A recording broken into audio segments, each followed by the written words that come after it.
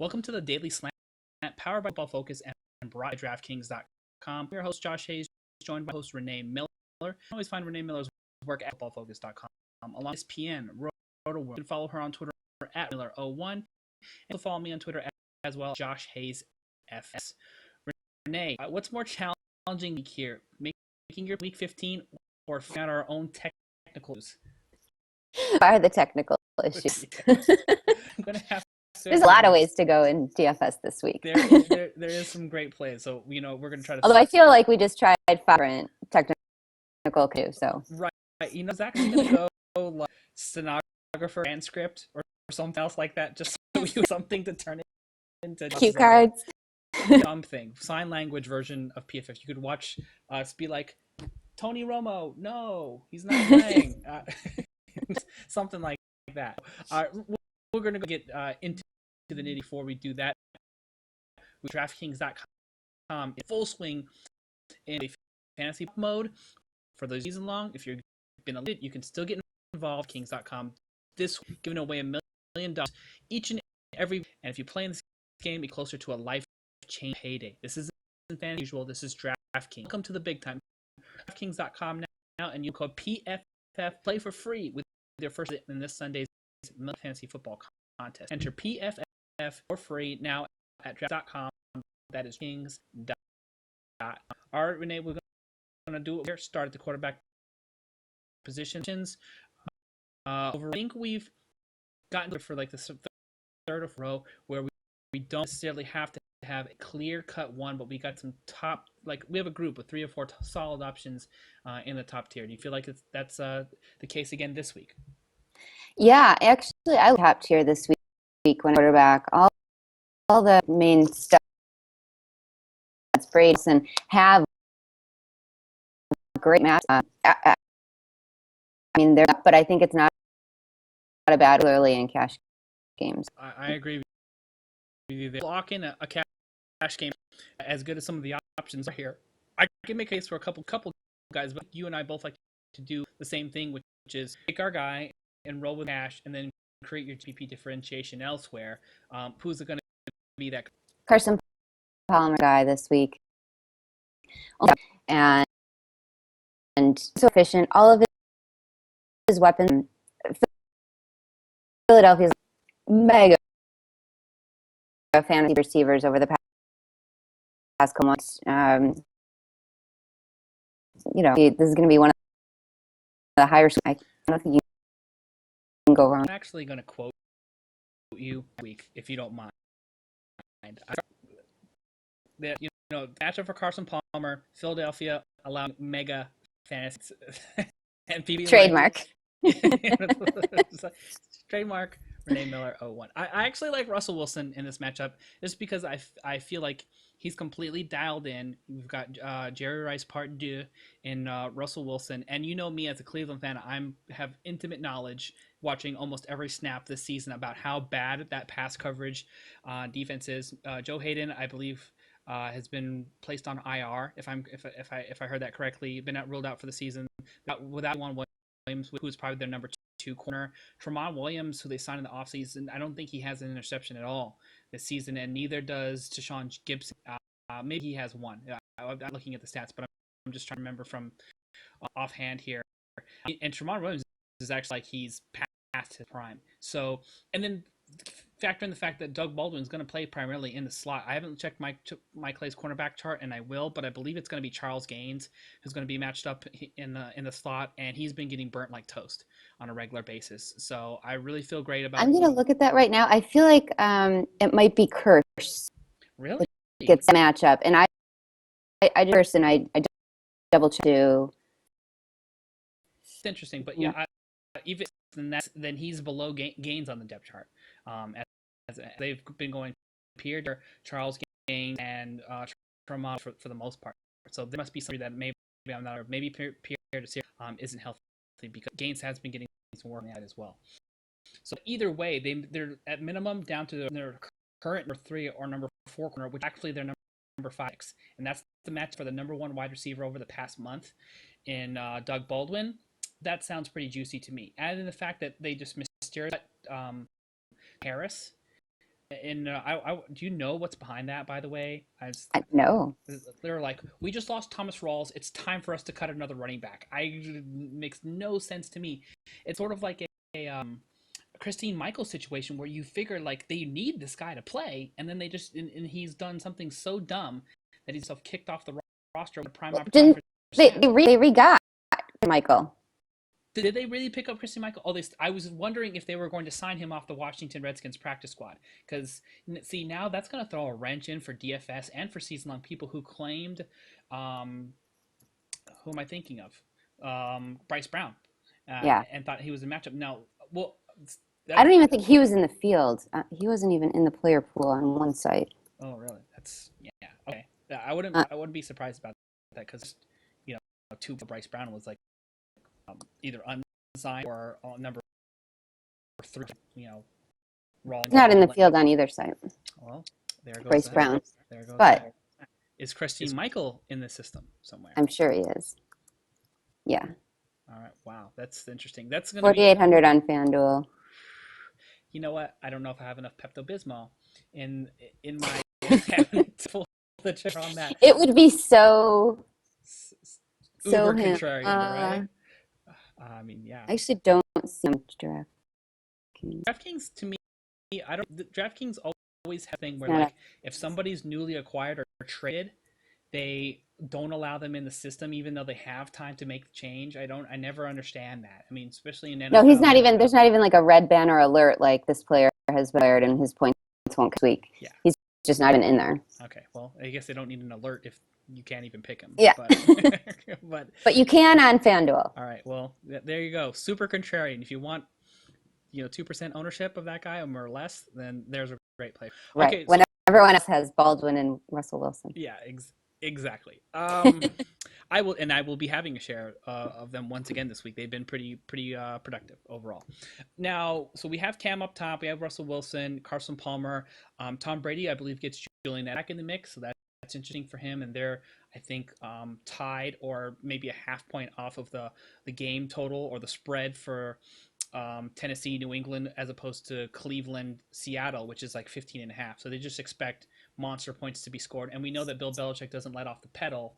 So how close is Tom Brady? And or maybe we could just power rank these four in terms of how you feel about these quarterbacks in the top tier. For me, I think this week it's Brady, Palmer, Cam, Rodgers, Wilson, Breeze. I do like Breeze this week too. Okay, all right. Interesting because they are at home against Detroit and Fantasy Labs, Mike Clay, Jonathan Bales, all have them in the Fantasy Lab optimizer with Matthew Stafford as the number 5 quarterback over Drew Brees, who's right below him. Just we're talking about half a point in the projection, so it's not anything crazy.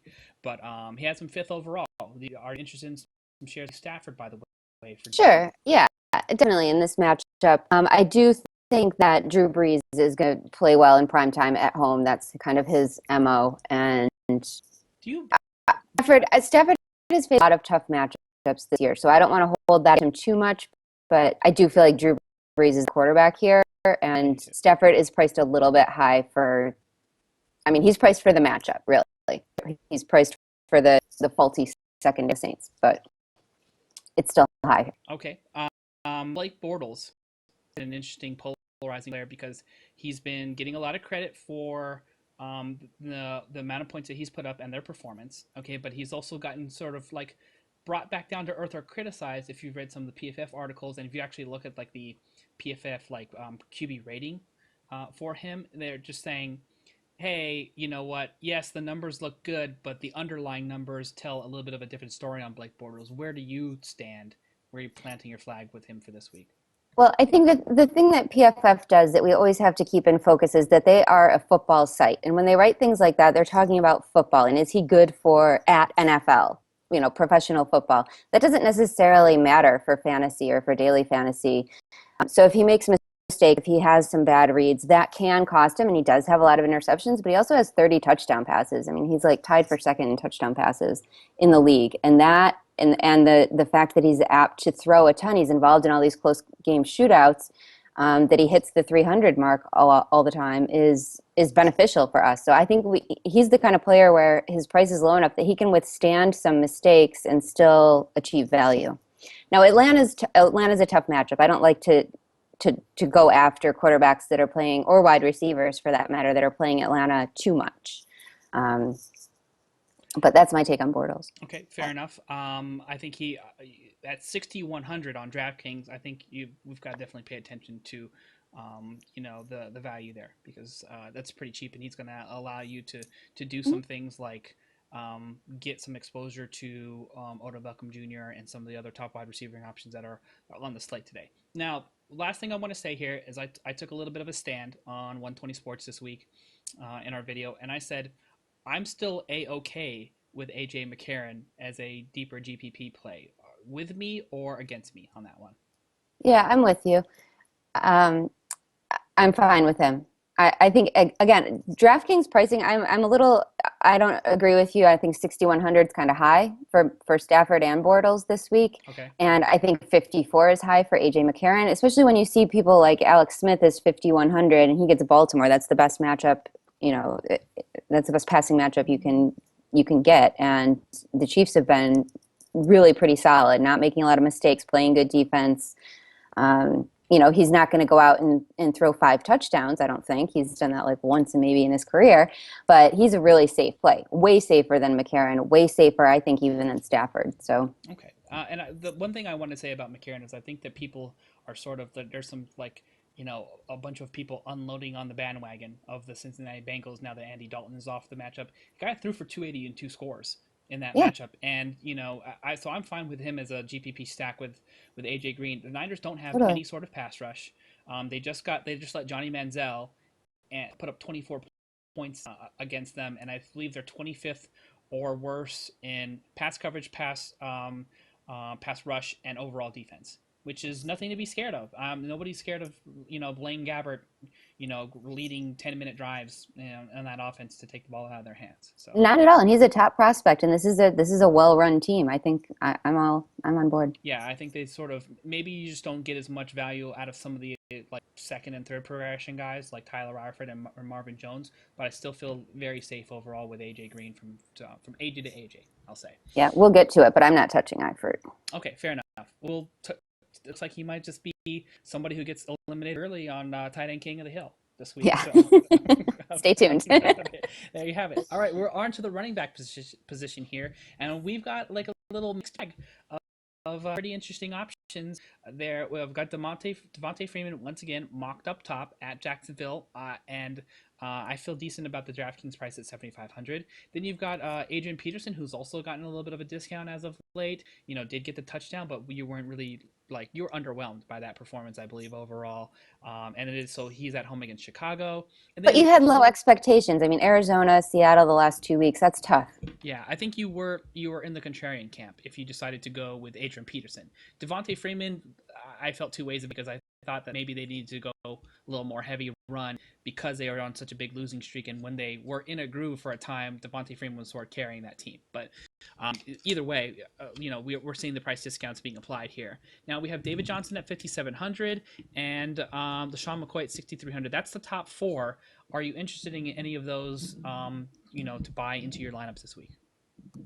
Those are the top 4 Projected on Fantasy projected. Labs, by the way. Yes. Okay, Mhm. just to clarify. Yes. Yeah, not in price. I will have some Devontae Freeman shares, but I like the week for Matt Ryan, Julio Jones. I think if you're going to spend, I'm spending there. I like them to have one of their kind of classic 170-yard 3-touchdown games this week. So probably I won't invest too much in Devontae Freeman. I do like Adrian Peterson. LaShawn McCoy, okay. I'm not super high on any of these guys, to be honest. And I seem to respect the Philly run defense more than a lot of other people do. I feel like they've allowed just a couple touchdowns all year. Um, I don't have it in front of me. I think the run defense is better than people give it credit for. I know you see on DraftKings green, Yes. the green code saying easy matchup, Right. but really, where are I'm trying to look up the that's the 3 rushing touches this season. So they've given up some big yardage, but they're Tennessee, you want those touchdowns. yeah, you need 6. And they're stout.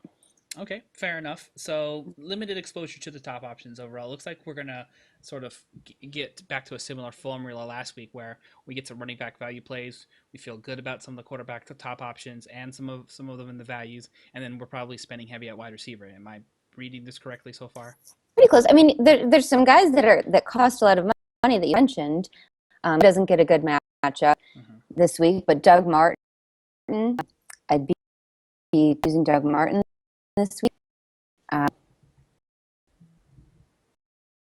The Jets guys in a Thursday slate, the Saturday night game, and Bilal Powell, both. I think Dallas is totally you can run on in the role that Bull has carved out, but I don't think you can ignore. You know what I'm remember we always I talked about previously.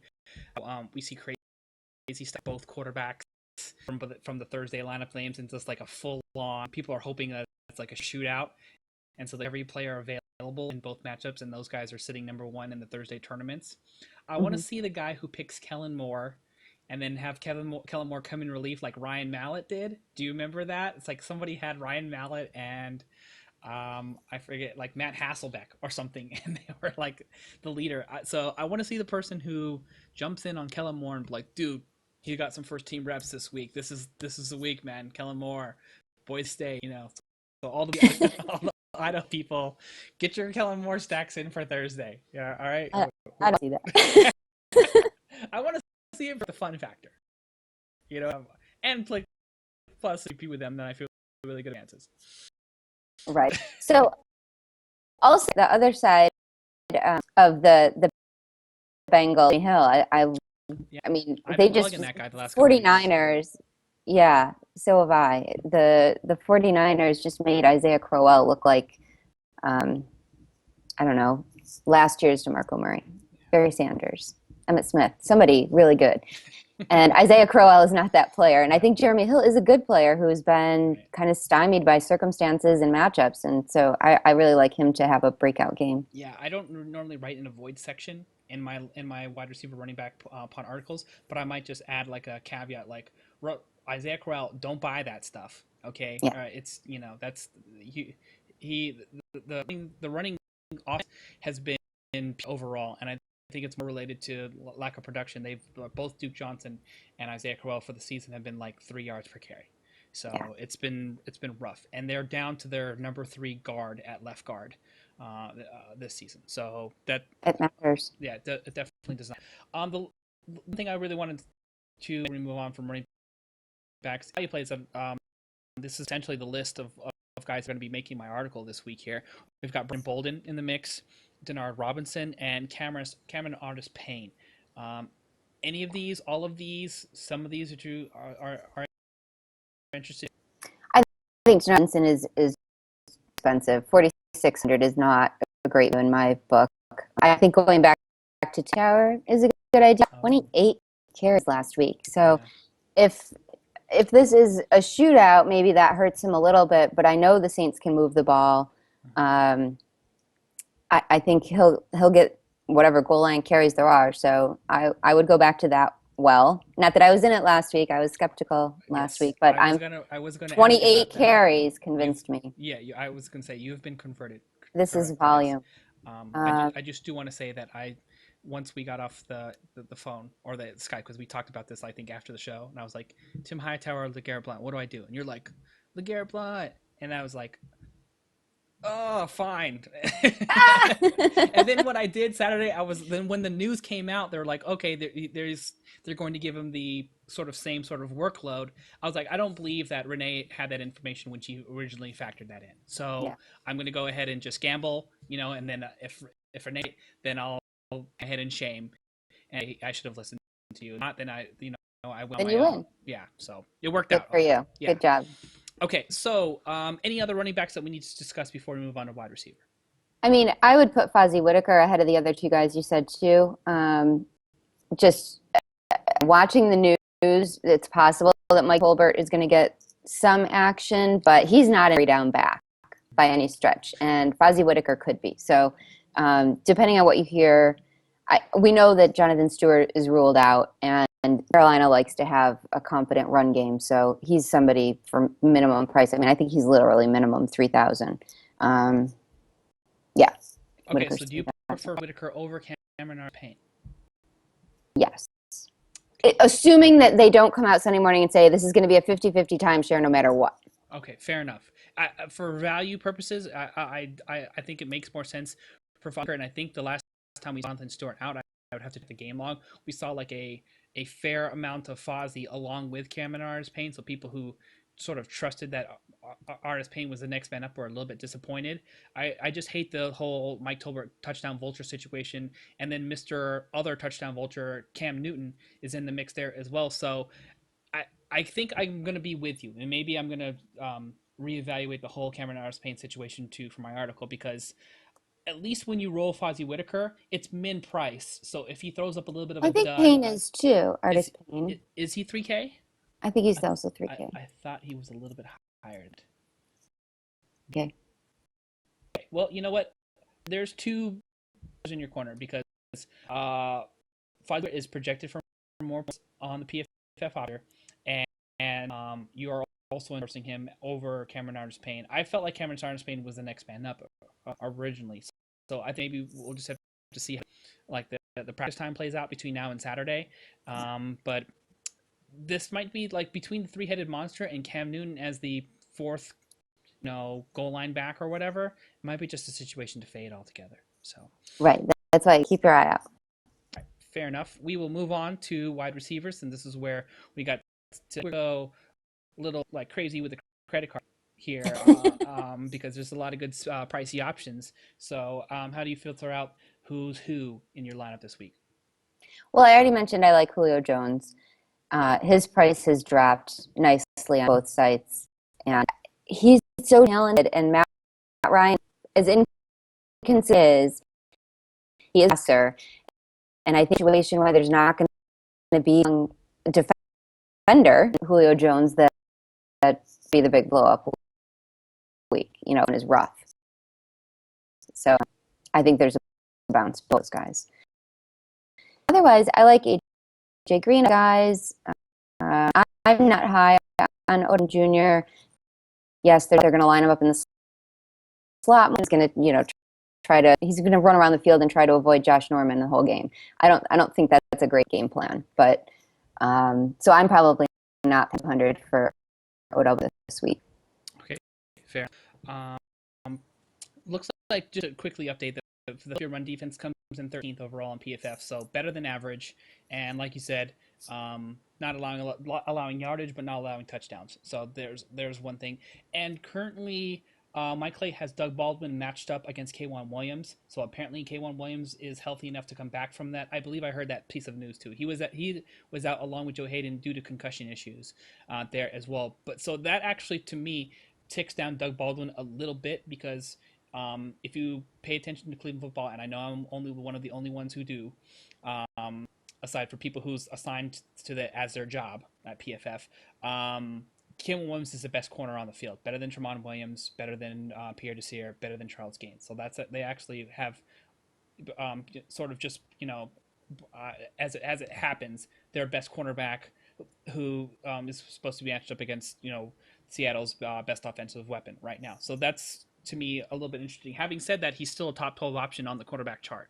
So I'm still going to be having some shares of him there as well. And Mike Clay agrees with both you and I on the cornerback chart. They have AJ Green as a top 6 option here this week as well. So maybe I thought it was a little bit of a contrarian play, maybe much, according to Mike Clay and his prediction. Yeah, that's right. And another guy that surprised me that I ended up writing about because a potential matchup in my contrarian article on Jeffrey, because I don't get Minnesota, but if there's a weakness in the Minnesota secondary and it gets to be, defending Alshon Jeffrey, I'll take it. I'll take Jeffrey's chances.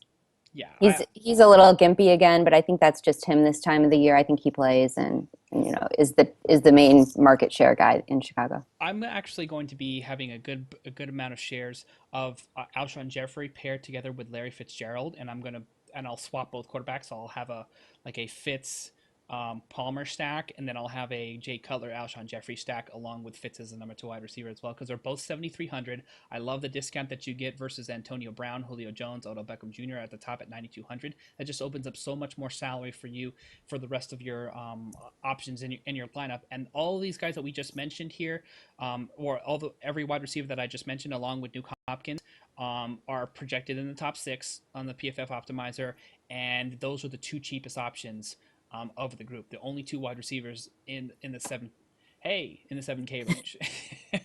So Streaking cat. if you're listening to the podcast, yeah, that was just a streaky cat. If you're watching the video, you know exactly what happened.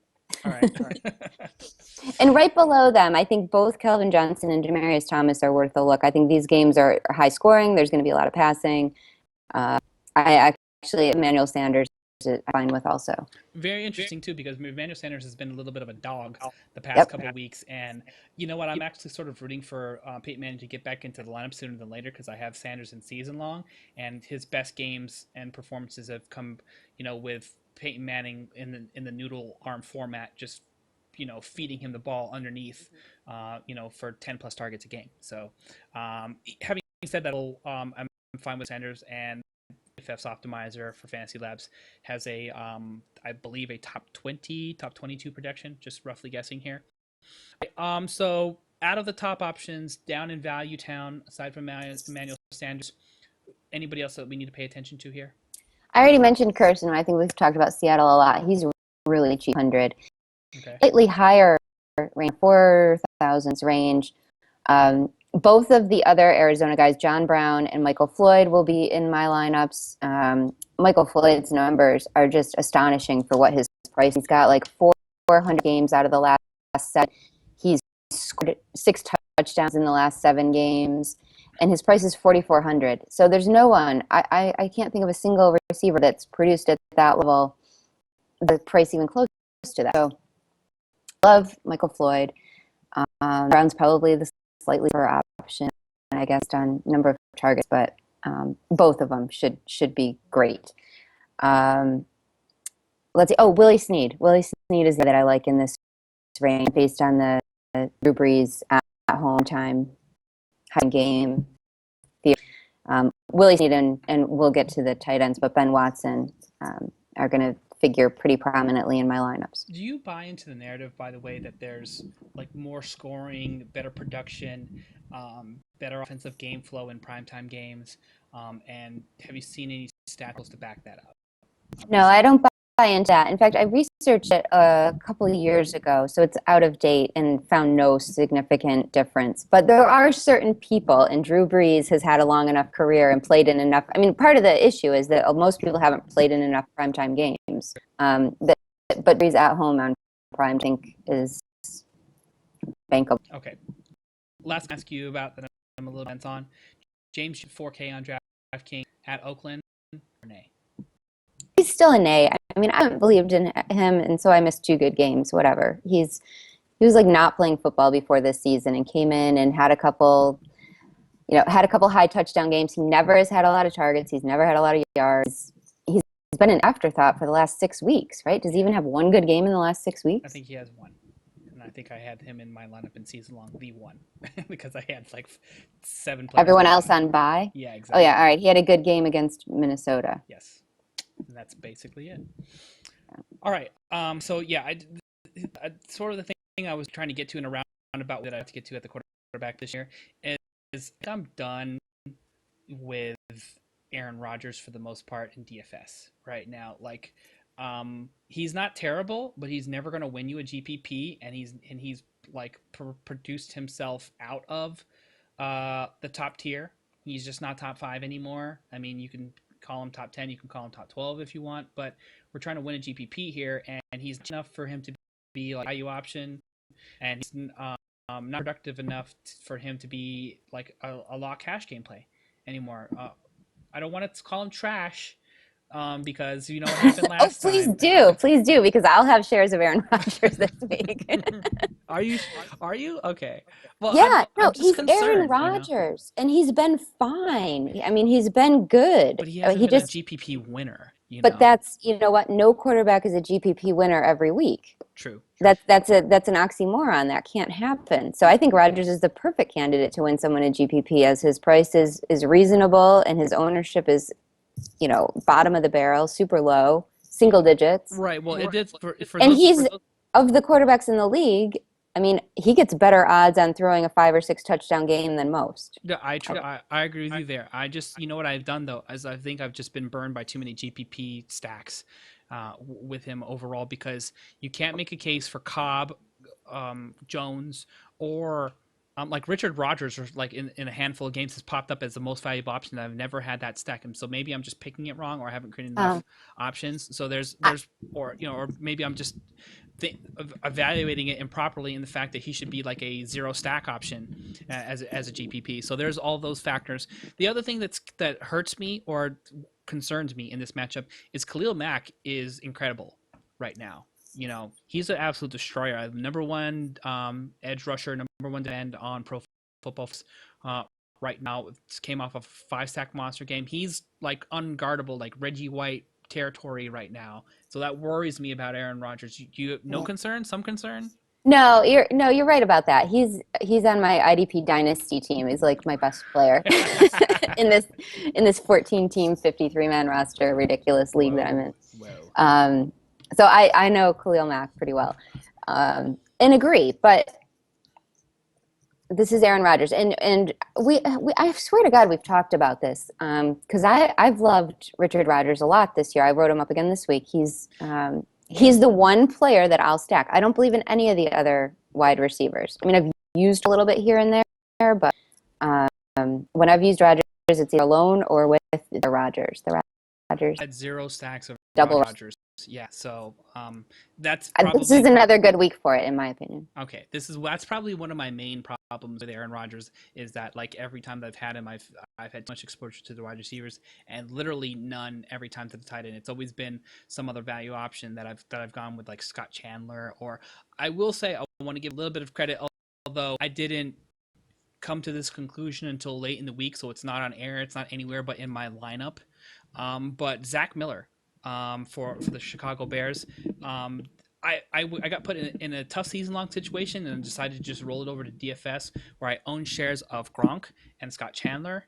And believe it, yeah, Scott Chandler was Week 14 tight end king of the Hill winner. Was he not for value overall? He Was beat it him or Gates? It was close. Gates. We Yeah, went all the no, it was Chandler. I think Chandler. We went Chandler back to back weeks just based because he on was. price value. Yeah, Right. yeah. And so when they both popped up as questionable in the night game, I said I'm just not going to mess around. Now that Martellus Bennett is definitely out along with Marcus Wilson, I'm just going to go with Zach Miller because he's been a red zone for Jay Cutler, and I think he outproduced Gronk It too. was close. Yeah, Yeah, because Gronk did get it in the end, yeah, right? But by tenths. yeah. Right. So I was more than happy to play it safe and that worked well. Save And some money. yeah, for sure. And Zach Miller to me is, I'm gonna stump for him in tight end king of the hill this week. So we'll see who rises to the cream of the top. And we're moments away from that. So before we get into all that, anybody else that we need to talk about before at wide receiver before we move on? The only other guys on my mind really are Jeremy Maclin. I know if he's ever going to have the huge high upside week. Well, he's had good weeks most times this season. I think he's had a bad game against, or maybe 2 bad games the times they played Denver. But Macklin's a guy I like. And I have to acknowledge Ted Ginn Jr. Yes. Okay. I mean, Greg Olson's hurt. The running game is damaged. Is a different level now. Or who takes over? And again, has just been amazing. He has. I don't want to. I'm not like betting my mortgage on that he's going to do it again. But yeah, it has been impressive. You know what the weird, funny thing about it too is he actually gets more chances than he deserves because he's got hands of stone, and he's dropped so many big plays. Like, they really actually like make a case Pro Bowl season if he had every big play have been like an 80 yard touchdown. And we're like in the bread basket, not like, oh, close defended, Oh, like yeah. he has burned coverage by 4 or 5 steps and left so many fancy points on the field. But I'm with you there as well. Ginn is actually one of my top value options, along with like Tyler Lockett this week. So that's how I'm taking a look at that.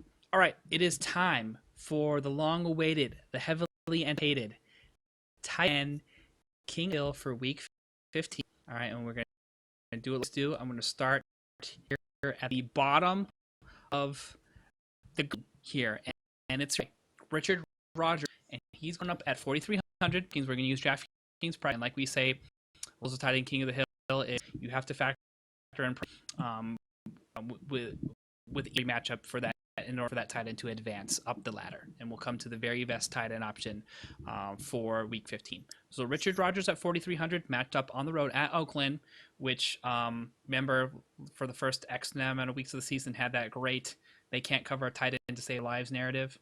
And then Zach Ertz, 3,200 at Arizona. At home against Arizona. Richard Rodgers by 1,000. Wow. No thought to the Zach None. Ertz. You got to side like a rag. Okay. It's not my boy. Fair enough. Austin Seferian-Jenkins at 3,400 on the road at St. Louis or Richard Rodgers.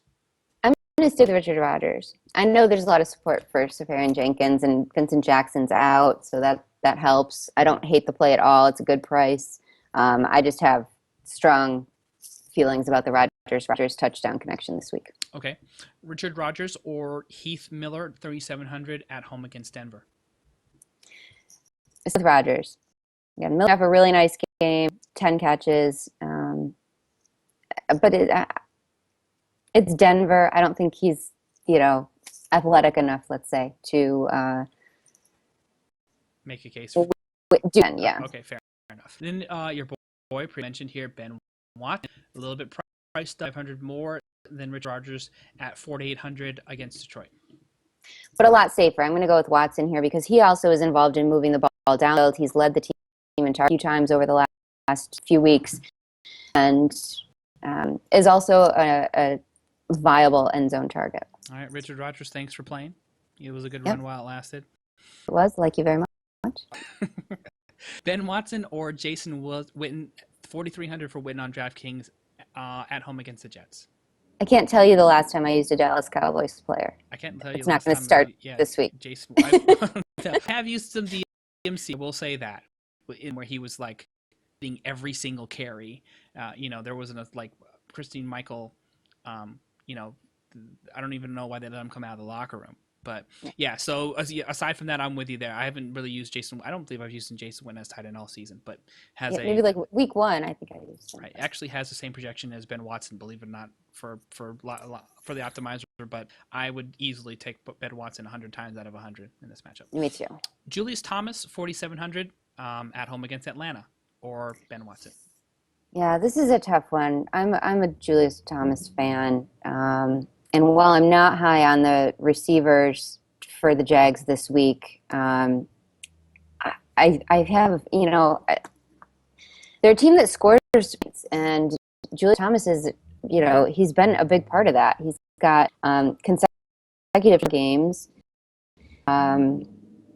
He's big, good guy you want in the corner of the end zone. So it's hard to fade him, but it's getting tougher. It is getting tougher. I'm going to stick with Watson. All right. Ben Watson or Gary Barnidge, 5K on the road at Seattle. Yeah, if you can, the saying goes, if you can take advantage of Seattle anywhere, it's going to be in the tight end position. And Manziel and Barnidge have been decent together. Yep, got in the red zone touchdown. I have that one. I get confused because there was a McCown. There was. Is it McCown, Barnidge? It was McCown and Barnidge and Manziel, Benjamin. That's right. Manziel was linked to Benjamin. So it wasn't. Yeah. Right. So they had the connection. What do you have? 5 for 84 and 1 last week.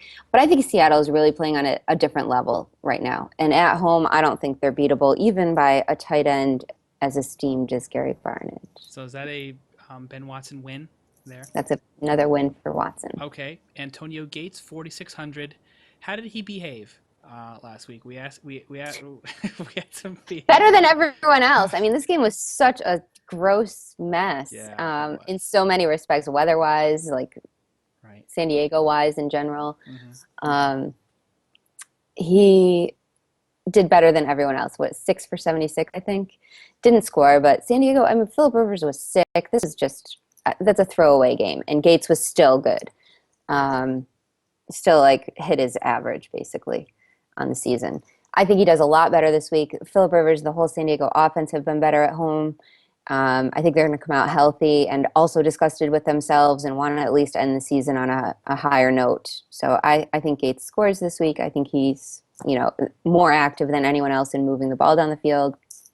I'll take Gates. All right, and if you're interested in underlining narratives, potentially the last home game at Qualcomm for San Diego, um, uh, in Chargers history, I guess they could be the LA Chargers next year. This could be the very last game that you see Antonio Gates and Philip Rivers on the field together in San Diego. So, could be a meaningful game for them. I don't know how to quantify that or if it means anything, but I think there's something to that. So, are we saying Gates win here?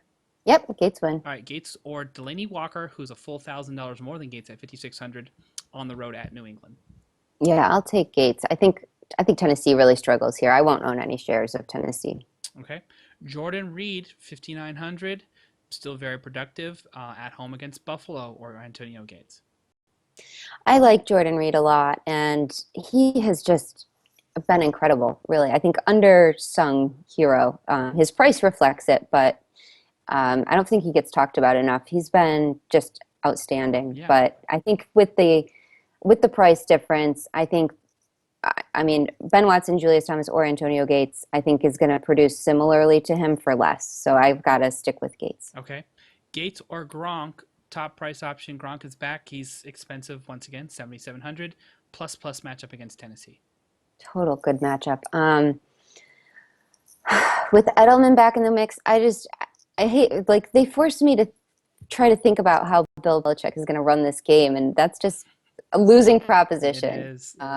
He's a genius, He, so I don't pretend to try to be able to outthink him, even though we're forced right. to. There's no If I mercy was rule Bill with. Belichick, Yeah, there's no mercy rule with him. So that's one thing I should but say. they've been hit harder than usual this year, Yes. and they're maybe heading into. I know Tom Brady's going to play for the next 45 years, but they're maybe heading into a territory where this is the strongest team they're going to have for a while, and they want to make a strong playoff run. And they're in good position to do that now, but I think I would want to protect the health of Rob Gronkowski and Julian Edelman. I don't think I'm going to really own either one of them, as I expect New England to come out with one of these monster first half leads and really kind of change the pace in the second half. So probably I'm not going to pay up for Gronk. Okay, and then Although he could have 3 touchdowns in the first half. that is very true. It's totally possible. It is totally possible, I don't and probably my guy that I would want to Phil Stafis about stacking. I'm interested in.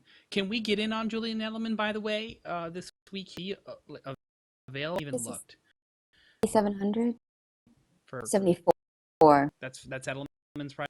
Yeah, That's too much I think so. for a guy. For coming back from a serious injury. Yeah, I mean, I feel like this is like we want to keep him in them fresh, keep him on the field, but I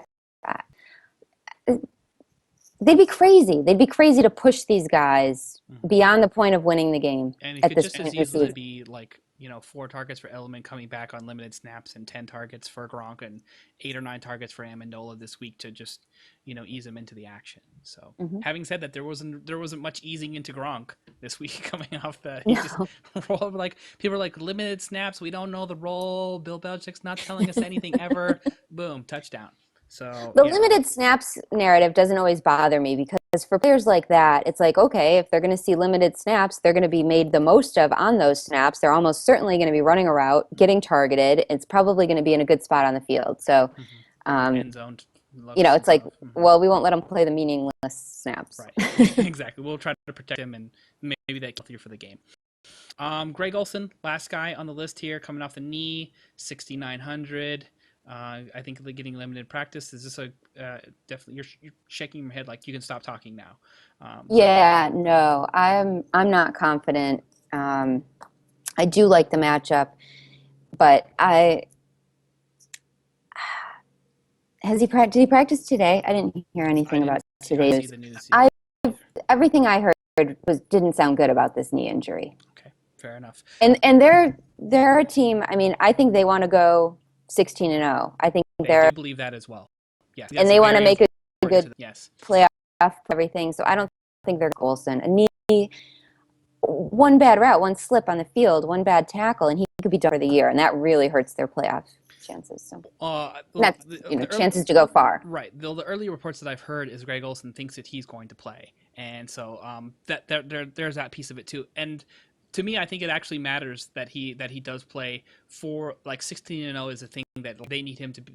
They have a much better chance with him on the field, and so Okay. if he can tough it out and play, he'll play. I don't think there's going to be. They should do the smart thing and probably give him a week, but I bet you that doesn't actually happen. So and I don't think it's going to be much of a cakewalk too against the New York Giants, who look like they've sort of dialed up another notch with Odell Beckham Jr. He's gone into like Jerry Rice mode along with Doug Baldwin. So it'll be interesting to see points they're going to need to beat that matchup on the at New York. But that I think we can declare Antonio Gates the winner of Week 15 Titan King of the Hill. Correct? All right. All right, there you have it. Your top option, 4,600. Go ahead and get you some. All right, defense to wrap up the show here. We've got some top options here in Seattle, at Cleveland. That looks like a a turnover dream. Yep. Denver at Pittsburgh is top projected, but I'm a little scared about Ben Roethlisberger Really? here. So projected number 2 overall. I will say this: the Denver defense has been balling the last couple of weeks. They've played quite well All season. Yeah, All season. They are a talented team. Right. But Ben Roethlisberger at home is he's dangerous. just money. I Yeah. think I think that's the number one offense in the AFC for sure, maybe in football. Seattle's giving them a strong run right now, and so I mean, there's a couple other guys right there in the top tier that we can talk about, but no one has performed better than Seattle and Pittsburgh over the past 4 weeks in my mind. And then we have New England at Tennessee, which is interesting. We know that Mariota can be turnover prone at times. Carolina defense. We've seen Eli pop up with multiple turnover games, although he looked very good in his last week's matchup. And then you have Houston, who looks like an absolute hot mess. Like you would think it's summertime in Indiana. It's so hot of a mess. So that's actually one of my favorite plays at 2,500 on DraftKings this week. How do you have your defensive picks breaking down? Yeah, I think it's Seattle, then the Jets, then the Pats. Okay. I like Houston too. The Colts turn the ball over second most, more than anybody else in the league. So this is, I mean, not a very hard choice. The others that I'm considering based on their favorable giveaway takeaway ratios are the Steelers. And as much as I know, I already said I liked the Denver offense. I think players there can have value, but I also think they can make mistakes. So, and the Steelers will take advantage at home. The other is the Falcons. I think, as we've mentioned several times, Bortles has a lot of upside, and he's, probably going to achieve his own fantasy value through volume and, passing yards and getting the 300-yard bonus and then throwing 2 or 3 touchdown passes. But he's also thrown 2 interceptions in a fair amount of games. So I think that the Atlanta defense isn't a terrible, cheap option either. Okay. I'm with you for the most part on all those picks. So Houston to me is going to be top.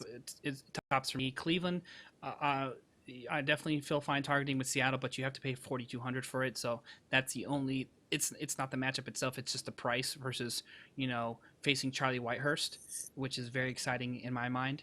And Cincinnati against Blaine Gabbert, I think Cincinnati doesn't get enough credit for as being as good of a defensive unit as they had, because there's been so much talk about just Andy Dalton breaking out the season and what AJ Green and the team has done on offense that we sort of. Do they get some people back this week? I don't know if they get Pac-Man Jones back this week.